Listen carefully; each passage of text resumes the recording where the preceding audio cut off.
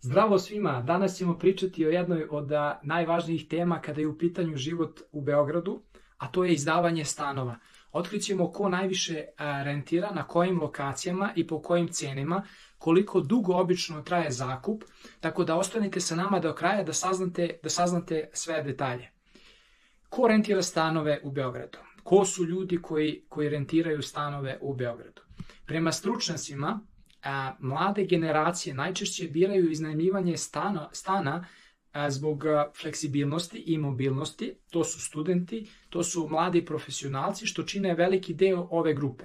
Nasuprot tome, porodice češće biraju kupovinu stanova tražeći stabilnost i sigurnost za svoje članove.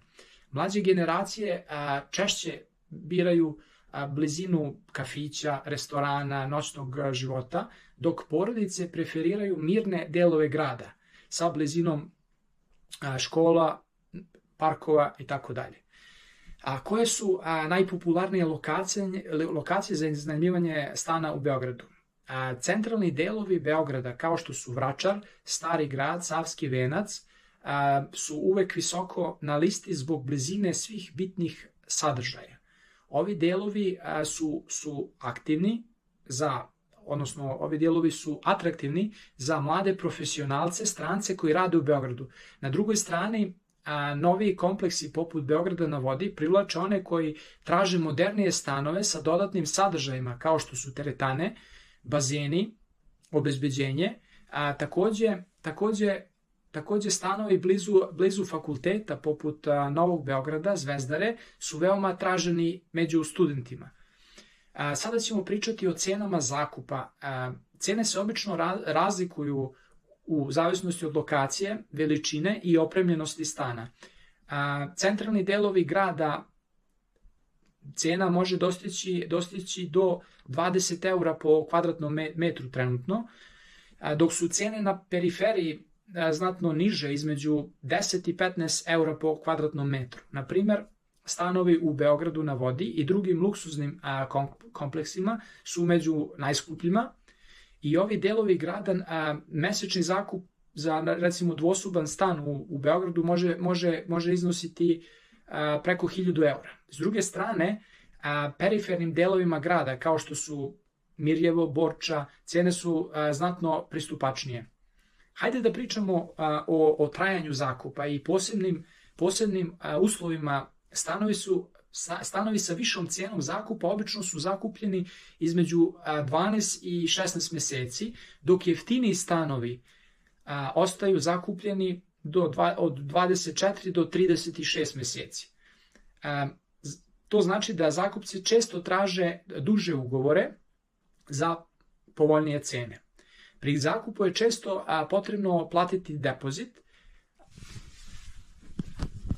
depozit koji može biti u visini jedne ili dve mesečne kirije. Depozit služi kao zaštita vlasnicima u slučaju oštećenja stana ili neplaćanja kirije. Takođe, mnogi vlasnici traže preporuke i potvrde o zaposlenju, kao i u inostranstvu, takođe da bi osigurali da su zakupci pouzdani. Sad, da vam dam neke savete za zakupce. Daću vam nekoliko saveta ako planirate da iznajmite stan u Beogradu. Prvo, obavezno istražite tržište, uporedite cene. Nemojte se zaletati na prvu ponudu koja vam se svidi. Drugo, pažljivo pročitajte ugovor i obratite pažnju na sve detalje, posebno na uslove o depozitu i mogućnostima raskida ugovora. Treće, obavezno posetite stan nekoliko puta pre nego što se odlučite za zakup i proverite sve detalje od stanja instalacije do kvaliteta nameštaja. Sad, nekoliko saveta za vlasnike saveta za kraj. Nekoliko saveta za vlasnike stanova. Prvo, postavite realne cene zakupa u skladu sa tržištem kako biste privukli ozbiljne kupce. Drugo, uložite malo više u održavanje i unapređivanje stana kako biste povećali njegovu vrednost. Treće, budite fleksibilni i otvoreni za pregovore sa potencijalnim zakupcima. I najvažnije, sklapajte pisane ugovore i zahtevajte depozit kako biste se zaštitili. U zaključku, izdavanje stanova u Beogradu zavisi od različitih faktora kao što su lokacija, cena, opremljenost. Bilo da ste zakupac ili vlasnik, važno je biti dobro informisan kako biste donijeli najbolju odluku. Nadamo se da su vam ove informacije bile korisne. Hvala što ste gledali. Ne zaboravite da se pretplatite na ovaj kanal za još sličnih tema. Sve najbolje.